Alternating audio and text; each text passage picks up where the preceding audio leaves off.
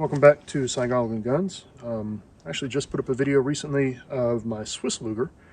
This is another Luger that I picked up. I picked up both of those within just a couple of weeks of each other. This one actually found in Arizona at a place in Tucson.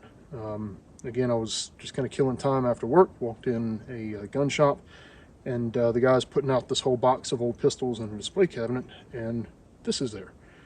And I look at the price tag, and it's cheap. It's like $3.99, which is totally unheard of for a Luger.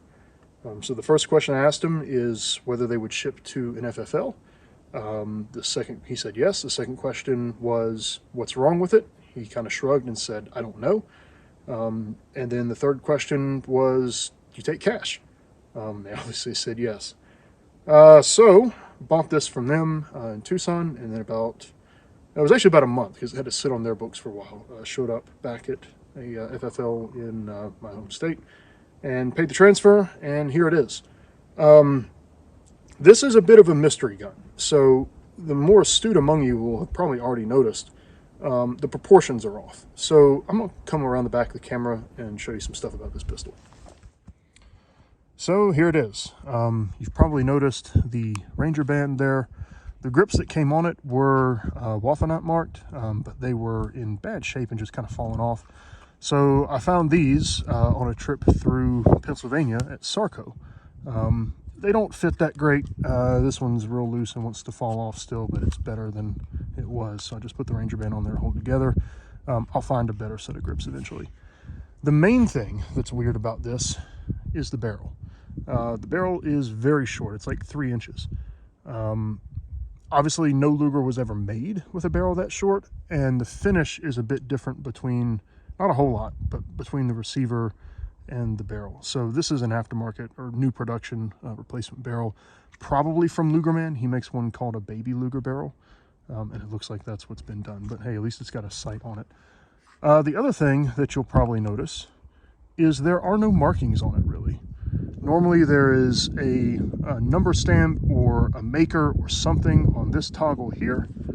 I shouldn't say there are no markings, there's a few. Here's a serial number that definitely looks like it's been sanded down some.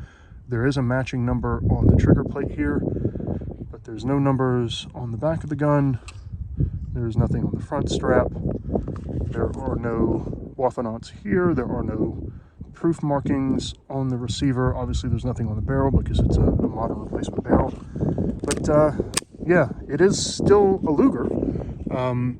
My prevailing theory is that this was kind of a parts bin gun that somebody put together over the years, but yeah, it is, you know, it's still a Luger, and it still does shoot 9mm. It gives you kind of the experience of shooting a Luger. Let me show you actually what was wrong with this pistol and why I got it so cheap. All right, so I'm going to take it now. I'm going to reach around the camera here, see if I can do this without dropping everything. And some springs are loose, so the trigger plate comes off. I'm actually going to take this off so it doesn't fall in the dirt. That's normally should be retained. But if you look right here, that's a little plunger right there. It goes in and out. But the other thing it does, and the gun is clear, is that's what the trigger interfaces with to fire the gun right there. Thing is, you can put this plunger in backwards, and there's a very small guide rod that kind of goes down in the trigger bar here. That's all that was wrong. That the plunger was flipped around backwards, and you could not fire the gun. So I took it apart, poked at it a little bit, looked at some parts diagrams, and then just finally realized all I had to do was swap the position of that plunger around, and it started working. So we'll put it back together here. Drop that back in there. Drop my trigger plate on. Maybe. There we go. And we're back in business. All right, I'm going to load up some 9mm and shoot this for you. All right, so I have found this pistol does not take kindly to being limp wristed at all. So you've got to have a really firm grip on it, a two-handed grip, obviously, or else it just won't reliably cycle. And I think that has to do with the shortened barrel more than anything. The magazine that came with it is this. It's a fairly cheap, I think it's a triple K maybe, aftermarket new replacement magazine. It works okay. I found a post-war production East German, West German, I don't know, PO8 magazine on eBay for like 40 bucks. This actually is the best magazine that I found for it so far. So we're gonna load it up and put 8 rounds on target.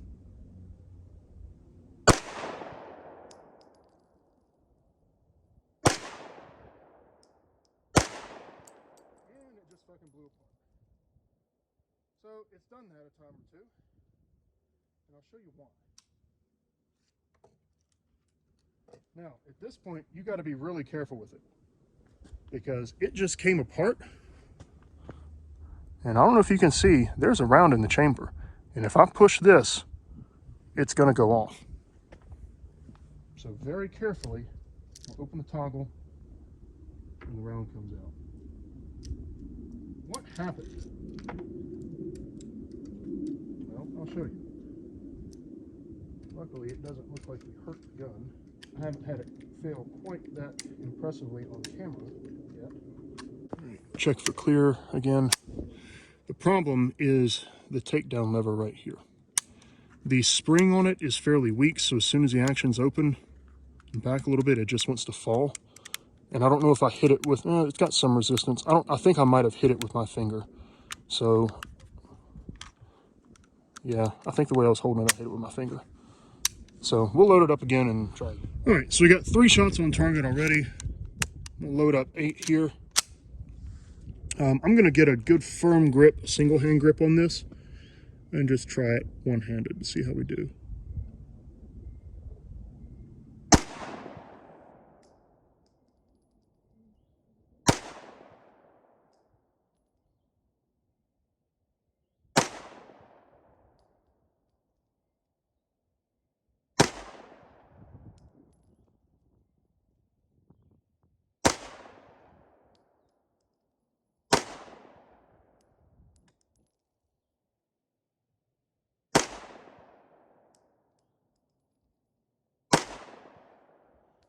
All right, so that actually worked. So I'm pretty sure that I hit that and flipped it down with my other hand.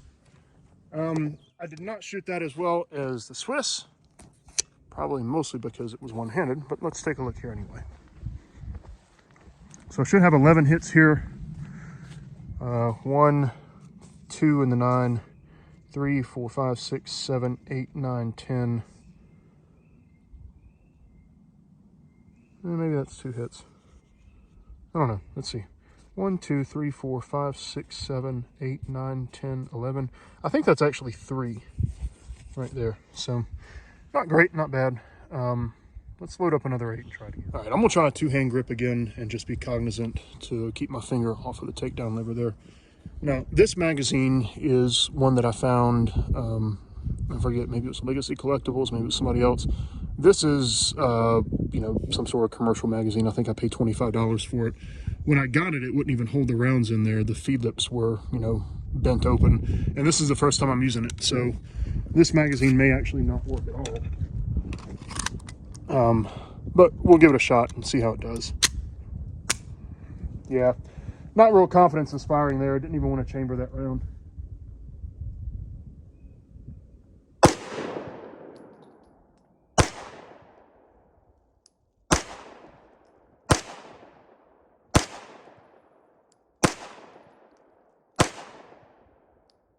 Oh, we got down to the last round. Bummer. Right. Down in the chamber.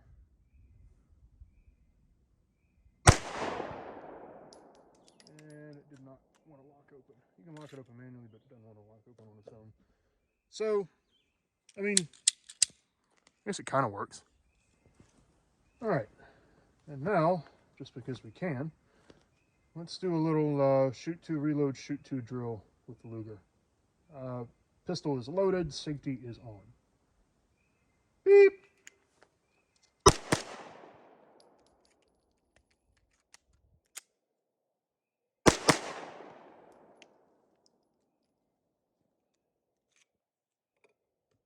Not exactly Glock level speed, but not too bad. All right, again, 7 yards. Right now I've got 2 in the 8, 2 in the 9. We're going to do, I think it's a shoot 3, reload, shoot 2. Pistols loaded, safety's on. We're at low ready. Beep.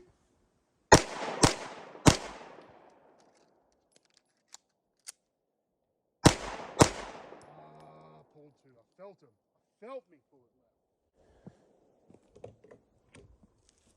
But, you know, even still, you think I have a problem pulling shots left here?